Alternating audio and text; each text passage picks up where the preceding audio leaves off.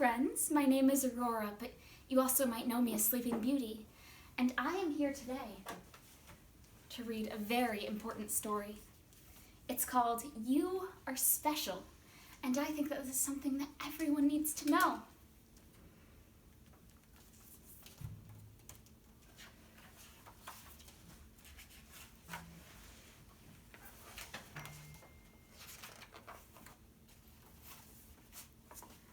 The Wemmicks were a small wooden people. All of the wooden people were carved by a woodworker named Eli. His workshop sat on a hill overlooking the village. Each Wemmick was different. Some had big noses, others had large eyes. Some were tall and others were short. Some had hats, others wore coats, but all were made by the same carver and lived in the same village. And all day, every day, the Wemmicks did the same thing. They gave each other stickers. Each Wemmick had a box of golden star stickers and a box of gray dot stickers. Up and down the streets, all over the city, people spent their days sticking stars and dots on one another. The pretty ones, the ones with smooth wood and fine paint, always got the stars. But if the wood was rough or the paint chipped, the Wemmicks gave dots.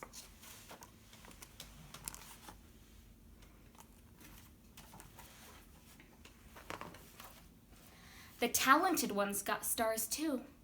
Some could lift big sticks high above their heads or jump over tall boxes. Still others knew big words or could sing pretty songs. Everyone gave them stars. Some Wemmicks had stars all over them.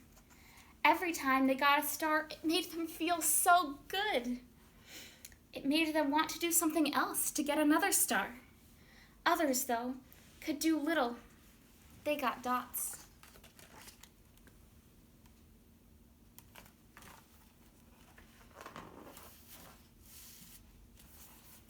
Punchinello was one of these. He tried to jump high like the others, but he always fell. And when he fell, the others would gather around him and give him dots. Sometimes when he fell, his wood got scratched, so that people would give him more dots. Then, when he would try to explain why he fell, he would say something silly, and the Wemmicks would give him more dots. After a while, he had so many dots that he didn't want to go outside. He was afraid he would do something dumb, such as forget his hat or step in the water, and then people would give him another dot. In fact, he had so many gray dots that some people would come up and just give him one for no reason at all.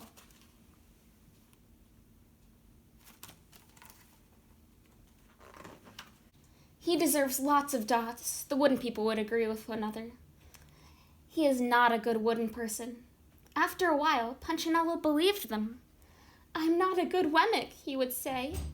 The few times he went outside, he hung around other Wemmicks who had lots of dots. He felt better around them. One day, he met a Wemmick who was unlike any he'd ever met. She had no dots or stars. She was just wooden. Her name was Lucia. It wasn't that people didn't try to give her stickers. It was just that the stickers didn't stick. Some of the Wemmicks admired Lucia for having no dots, so they would run up and give her a star, but it would fall off. Others would look down on her for having no stars, so they would give her a dot, but it wouldn't stay either.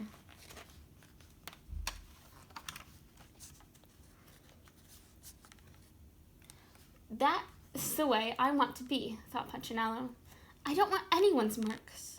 So he asked the stickerless Wemmick how she did it. It's easy, Lucia replied. Every day I go see Eli. Eli? Yes, Eli, the woodcarver. I sit in the workshop with him. Why? Why don't you go find out yourself? Go up the hill, he's there. And with that, the Wemmick who had no stickers turned and skipped away. But will he want to see me?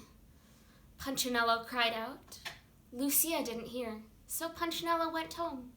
He sat near a window and watched the wooden people as they scurried around giving each other stars and dots. It's not right, he muttered to himself, and he decided to go see Eli.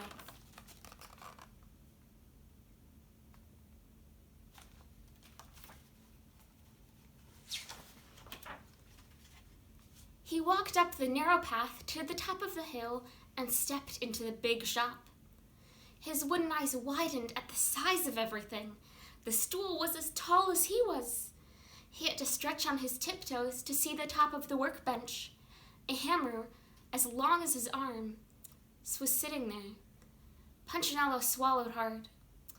"I'm not staying here," and he turned to leave. Then he heard his name. "Punchinello." The voice was deep and strong. Punchinello stopped. "Punchinello, how good to see you. Come and let me have a look at you." Punchinello turned slowly around and looked at the large, bearded craftsman. "You know my name?" the little Wemmick asked. "Of course I do. I made you."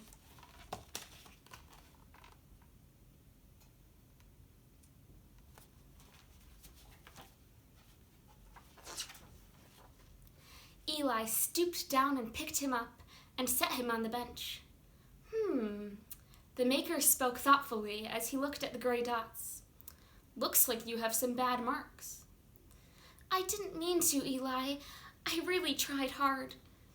"Oh, you don't have to defend yourself to me, child. I don't care what the other Wemmicks think."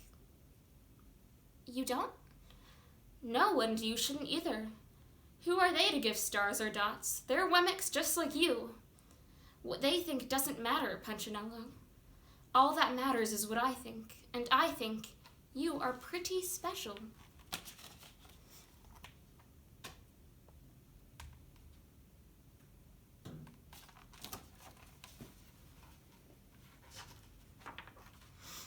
Punchinello laughed. "Me? Special?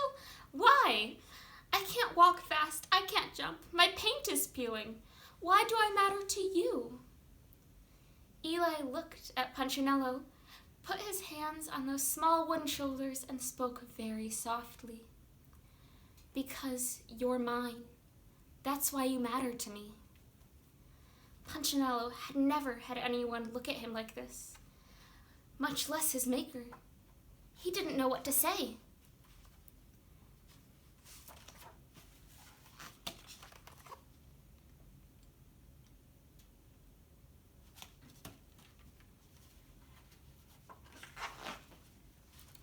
"Every day I've been hoping you'd come," Eli exclaimed.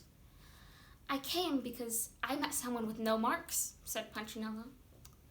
"I know. She told me about you." "Why don't the stickers stay on her?" The maker spoke softly. "Because she has decided that what I think is more important than what they think. The stickers only stick if you let them." "What?" "The stickers only stick if they matter to you. The more you trust my love, the less you care about the stickers." "I'm not sure I understand."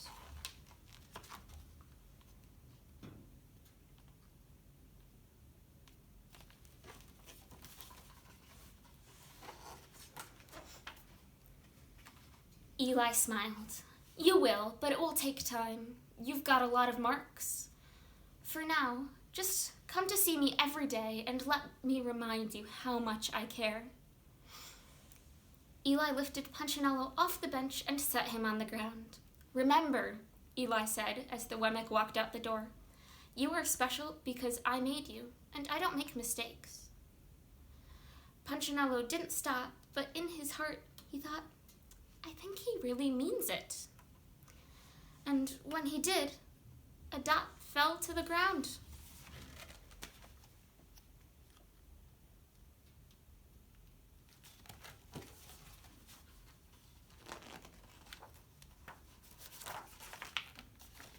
The end. So I hope you enjoyed having Princess Aurora read to you. That's me. And I will hopefully be back with more stories pretty soon. Bye, friends!